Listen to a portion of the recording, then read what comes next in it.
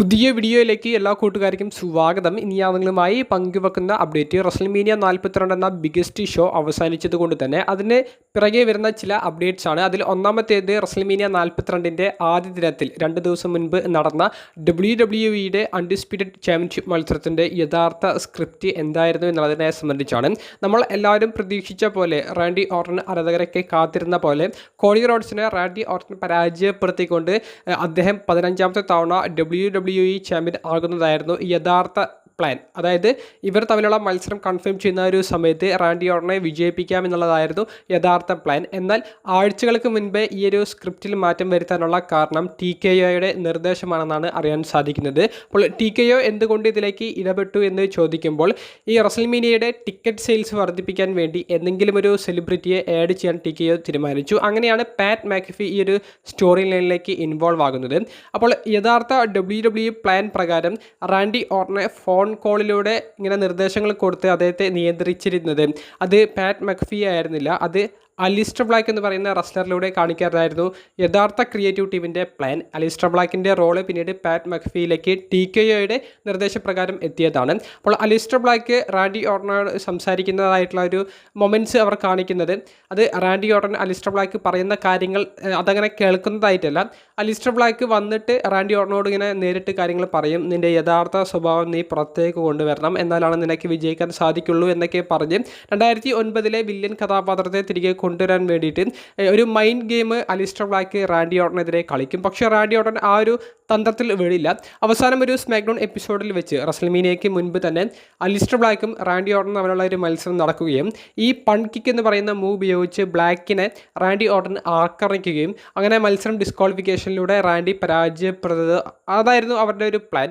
ഇതേ ദിവസം തന്നെ കോഡി റോഡ്സിനെയും റാൻഡി ഓർട്ടൻ ആക്രമിക്കും. അപ്പോൾ മൈൻഡ് ഗെയിമിലൂടെ അലിസ്റ്റർ ബ്ലാക്ക് റാൻഡി ഓർട്ടൻ്റെ പഴയ കഥാപാത്രത്തെ തിരികെ കൊണ്ടുവരുന്നതാക്കിയിട്ടായിരുന്നു അവരുടെ പ്ലാൻ പ്രകാരം അവർക്ക് ഒരു അങ്ങനെയായിരുന്നു അവരുടെ സ്ക്രിപ്റ്റ് എന്ന് പറയുന്നത്. പക്ഷേ ഇതെല്ലാം TKOയുടെ ഇടപെടൽ മൂലം മാറി അതൊരു ഫോൺ കോളായി മാറുന്നതും ഫോൺ കോളിലൂടെ ആ ഒരു കോളിന് പിറകിൽ പാറ്റ് മക്ഫി ആണെന്നുള്ളത് വെളിപ്പെടുത്തുന്നതുമായിട്ടും സ്റ്റോറി മാറി. അങ്ങനെ റാൻഡി ഓർട്ടനെ വില്ലനാക്കുന്നതും പിന്നീടുള്ള സംഭവ വികാസങ്ങളാണ് നമുക്ക് സ്മാക്ഡൗണിലും ഇപ്പോൾ ഇതാ റസൽമേനിയ വരെ കാണാൻ സാധിച്ചിട്ടുള്ളത്. അപ്പോൾ പാറ്റ് മക്ഫിയെ ഒഴിവാക്കിക്കൊണ്ട് കുറച്ചും കൂടി ക്രൂരനായിട്ടുള്ള റാൻഡി ഓർട്ടനെ കാണിക്കാൻ വേണ്ടിയിട്ടാണ് പാറ്റ് മക്ഫിയെ റാൻഡി ഓർട്ടൻ RKO ചെയ്യുന്നതായി റസൽമേനിയ 42 കാണിച്ചിട്ടുള്ളത്. ഇനി TKO എന്ന് പറയുന്ന മാനേജ്മെൻറ്റിൻ്റെ ഈ ഒരു സ്റ്റോറി ലൈനിൽ യാതൊരുവിധ ഇൻവോൾവ്മെൻറ്റും ഉണ്ടായിരിക്കില്ല എന്നാണ് നിലവിൽ PW ഇൻസൈഡർ അടക്കമുള്ള വെബ്സൈറ്റുകൾ റിപ്പോർട്ട് ചെയ്യുന്നത്. അപ്പോൾ ഈ ഒറിജിനൽ സ്ക്രിപ്റ്റിൻ്റെ അപ്ഡേറ്റും റിപ്പോർട്ട് ചെയ്തിട്ടുള്ളത് PW ഇൻസൈഡർ തന്നെയാണ്. അപ്പോൾ പാറ്റ് മക്ഫിയെ ഒഴിവാക്കുന്നതിലൂടെ അവർ യഥാർത്ഥത്തിൽ എങ്ങനെയാണോ സ്റ്റോറി ഉദ്ദേശിച്ചിട്ടുണ്ടായിരുന്നത് ആ ഒരു രീതിയിലേക്ക് ബാക്ക്ലാഷ് പ്രീമിയം ലൈവ് ഇവൻറ്റിൽ Cody Rhodes versus Randy Orton തമ്മിലുള്ള സ്റ്റോറി ക്രിയേറ്റീവ് ടീം നടത്തുമെന്നാണ് അറിയാൻ സാധിക്കുന്നത്. ഈ ഒരു സ്റ്റോറി ലൈൻ്റെ അവസാനം റാൻഡി ഓർട്ടൻ 15ാമത്തെ തവണ WWE ചാമ്പ്യൻ ആകാൻ വലിയ സാധ്യതകൾ ഉണ്ട് എന്നുള്ളൊരു റൂമർ കൂടി ഇപ്പോൾ പുറത്തേക്ക് വരുന്നുണ്ട്. അപ്പോൾ യഥാർത്ഥ പദ്ധതി പ്രകാരം പാറ്റ് മക്ഫിയുടെ റോള് അത് അലിസ്റ്റർ ബ്ലാക്കിനായിരുന്നു, അത് TKOയുടെ ഒരു നിർദ്ദേശപ്രകാരം മാറുകയായിരുന്നു. അപ്പോൾ ഇതായിരുന്നു WWEയുടെ യഥാർത്ഥ പ്ലാൻ. ആ സ്റ്റോറി സക്സസ് ആകുമെന്ന് നിങ്ങൾക്ക് തോന്നുന്നുണ്ടോ? നിങ്ങളുടെ അഭിപ്രായം കമൻറ്റ് ബോക്സിൽ രേഖപ്പെടുത്തുക. രണ്ടാമത്തെ അപ്ഡേറ്റ് പുതിയ വേൾഡ് ഹെവി വെയ്റ്റ് ചാമ്പ്യനായ റോമൻ റിയൻസിനെ സംബന്ധിച്ചാണ്. റോമൻ റിയൻസ് ഒബാഫെമി എന്ന് പറയുന്ന റെസ്ലറിനെതിരെ ടൈറ്റിൽ ഡിഫെൻഡ് ചെയ്യാനുള്ള സാധ്യതകൾ ഉണ്ട് എന്നും ഈ റസൽമേനിയ 42 കഴിഞ്ഞതിനു ശേഷം റോമൻ റിയൻസും ഒബാഫെമിയും തമ്മിലുള്ള വെല്ലുവിളികളും മറുപടികളും ഒക്കെ നടന്നിട്ടുണ്ട് എന്നുള്ളതും നമ്മൾ രാവിലത്തെ വീഡിയോയിൽ പങ്കുവെച്ചതാണ്. എന്നാൽ റോമൻ റിയൻസിൻ്റെ മറ്റൊരു പ്ലാൻ B ഇപ്പോൾ പുറത്തേക്ക് വന്നിട്ടുണ്ട്.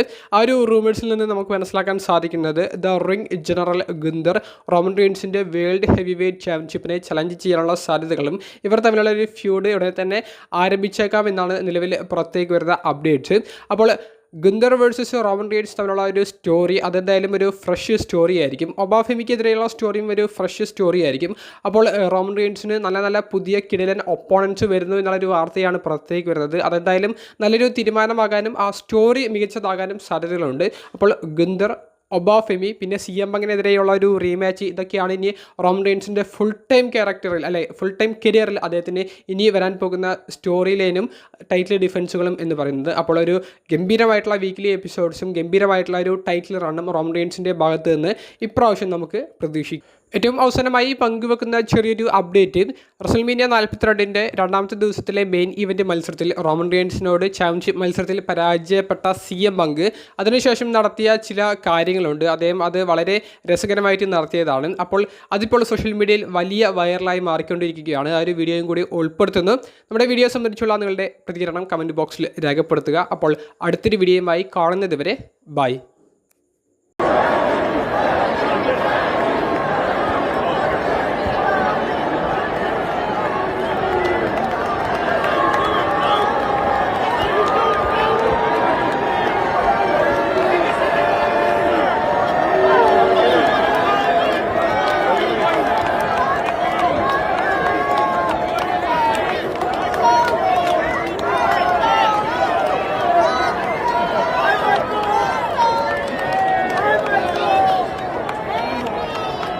Andy!